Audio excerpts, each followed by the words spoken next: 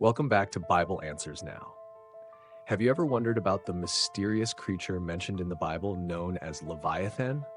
Described as a formidable and almost mythical beast, Leviathan has sparked curiosity and debate for centuries. So what is Leviathan, and what does the Bible actually say about it? Today, we're diving deep into the scriptures to uncover the truth behind this enigmatic creature. Let's start by turning to the book of Job, where Leviathan first makes a significant appearance. In Job 41, 1-2, we read, "Can you pull in Leviathan with a fishhook, or tie down its tongue with a rope? Can you put a cord through its nose, or pierce its jaw with a hook?"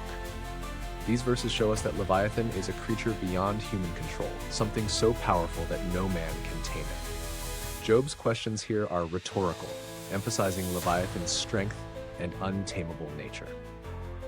This is not just a literal beast, it's a symbol of something more significant.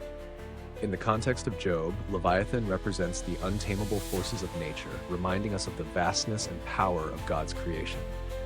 God uses Leviathan to highlight his own power and sovereignty. The message for us is clear.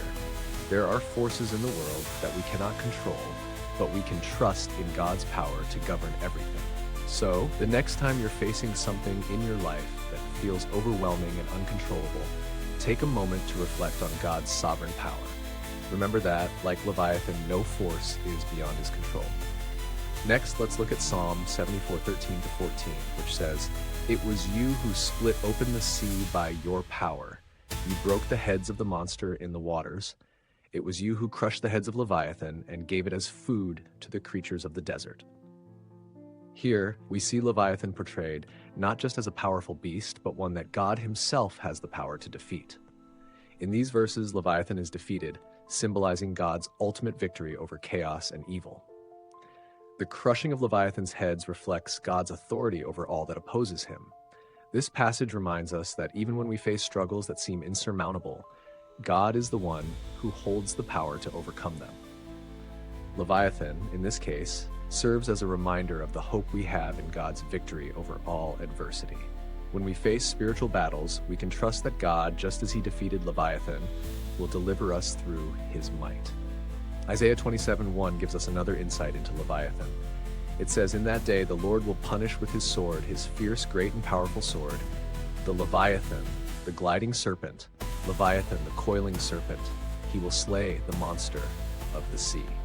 This verse speaks of a time of judgment when God will defeat evil, symbolized by Leviathan, once and for all. Here, Leviathan is described in even more frightening terms, gliding and coiling, representing the elusive, deceptive forces of evil that threaten God's creation. But the key here is that God will triumph over these forces in his perfect timing. For us today, this should offer a deep sense of peace. When we face evil in its many forms, whether in the world or in our personal struggles, we can have confidence that God will ultimately bring justice and defeat all that opposes his will. This verse calls us to stand firm in faith, knowing that God is the one who will finally set things right. Now, let's turn to Job 3:8, where the Bible mentions Leviathan in an interesting way. "May those who curse days curse that day, those who are ready to rouse Leviathan." Here, Leviathan is mentioned in the context of a curse. In Job's despair, he speaks of those who might stir up Leviathan as a symbol of chaos and destruction. This passage shows that Leviathan in biblical imagery is linked to disorder and turmoil, forces that, when unleashed, create havoc in the world. For us, this is a cautionary reminder to avoid bringing chaos into our own lives. The Bible teaches us to seek peace, not chaos. Leviathan in this context invites us to examine the things in our lives that may be stirring up unnecessary turmoil. Are there areas where we need to bring God's peace and order, perhaps through prayer, patience, or forgiveness? Reflect on areas where you might be facing inner conflict and ask God to help you restore peace. Finally, let's look at Isaiah 51:9, where the prophet cries out, "Awake, awake, arm of the Lord, clothe yourself with strength, awake as in the days of old," as in generations of long ago. "Was it not you who cut Rahab to pieces, who pierced that monster through? Was it not you who dried up the sea, the waters of the great deep, who made a road in the depths of the sea so that the redeemed might cross over?" Here, Rahab is often interpreted as a symbolic reference to chaos and the forces of evil, sometimes linked to Leviathan.